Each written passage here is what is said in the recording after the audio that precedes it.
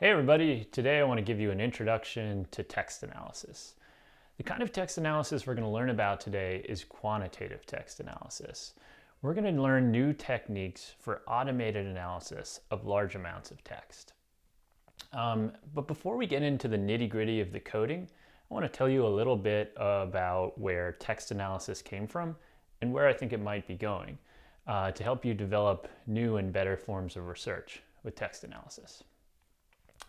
In the story of automated text analysis, or sometimes we call it quantitative text analysis, sometimes we call it text as data, kind of begins in here in World War I. Like so many other technological innovations, the field of text analysis got its start in attempts to understand propaganda and whether propaganda worked. Now, one of the earliest recorded uses of text analysis was by the political scientist Harold Lasswell. So way back in 1938, Harold Lasswell was really discovering the first, what we now call content analysis.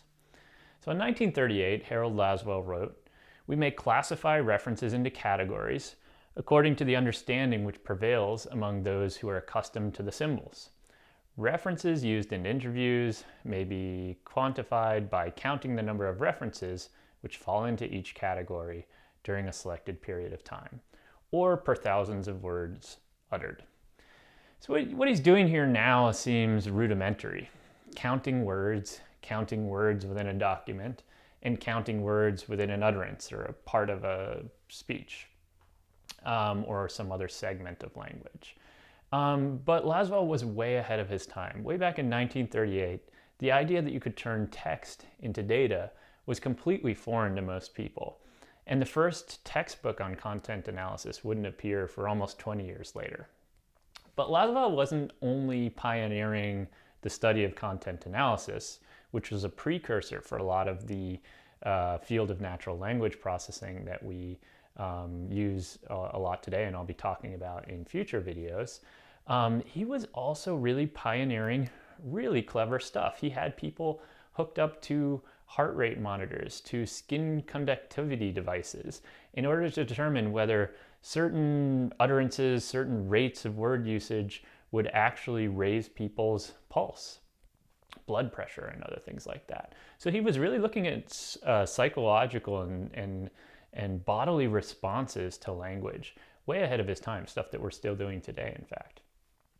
So if Lasswell is kind of the first person to launch the field, the timeline or the history of quantitative analysis is probably one of the more interdisciplinary fields out there. So as you can see, this timeline stretches not only from political science, but quickly into literary theory, Russian literary theorists, then into psychology. Peter Gottschalk uses content analysis to try to detect Freudian themes in texts. And then in the 1950s, much like the 1930s, the world is reeling from World War II this time. And this time a lot was invested in code breaking, trying to learn how to teach computers to break the, your enemy's code system in communications. It was also kind of the early heyday of artificial intelligence. Turing, the famous engineer, applied artificial intelligence to text for the first time. And a lot of the innovations and a lot of the key ideas about AI and text and natural language processing were being bandied about in the 1950s.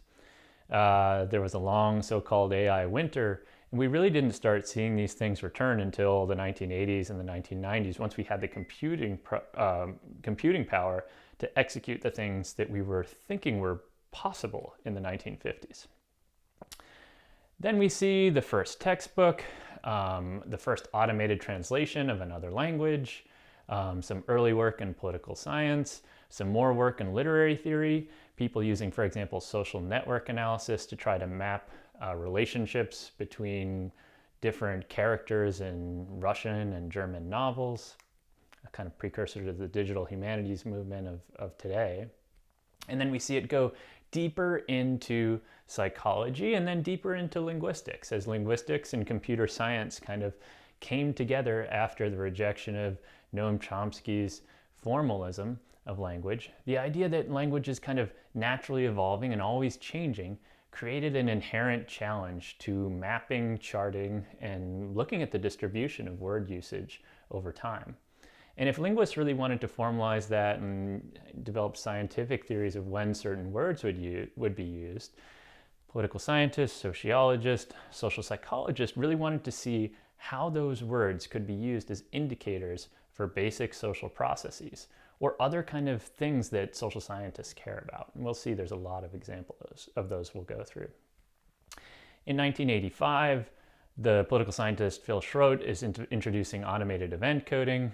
1986, James Pennebaker, the social psychologist, creates the first known dictionary of social psychological terms associated with different types of mental processes.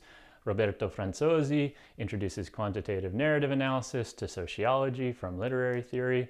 John Moore extends that into cultural sociology and other studies of ideology.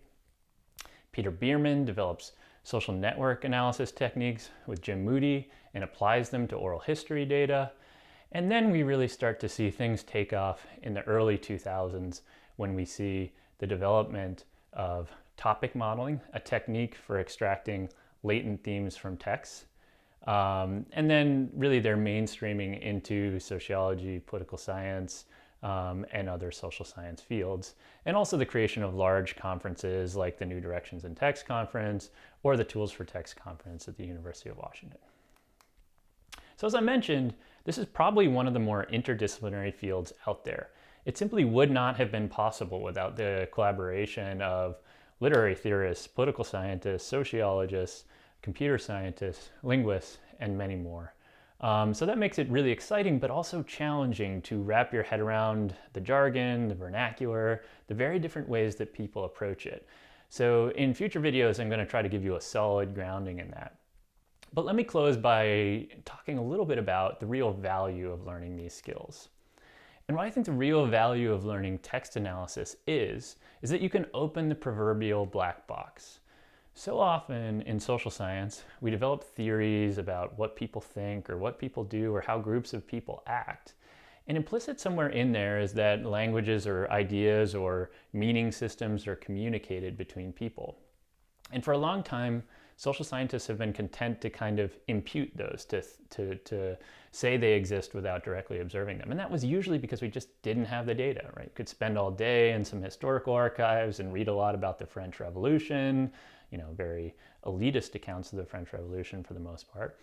But you couldn't really map the spread of words and how words might be used to, say, indicate emotional states or social psychological states. And a lot of the most clever uses of text analysis in the social sciences so far, and in computational social science in particular, have been trying to use text analysis to kind of unlock some of this hidden, dynamic, process-based human behavior that so many of our theories are about. The challenge we're going to see as we get into the code in the next set of videos is that we have to move from words to numbers. And as we'll see, these are fundamentally different things. Even what counts as a word is going to take us a long time to work out. We're going to need new data formats, new R packages, whole new ways of thinking about data sets and data frames. So as we get into this, I'm going to need to ask for your patience as I introduce a lot of ideas that may seem slow and kind of unnecessary at first, but are really critical to developing your skills in text analysis. Finally, there's many, many other great introductions out there. I recommend in particular these two, Text as Data, The Promises and Pitfalls of Automated Content Analysis by Justin Grimmer and Brandon Stewart, both of whom, by the way, have given wonderful talks at SIX in the past. You can look those up on our website.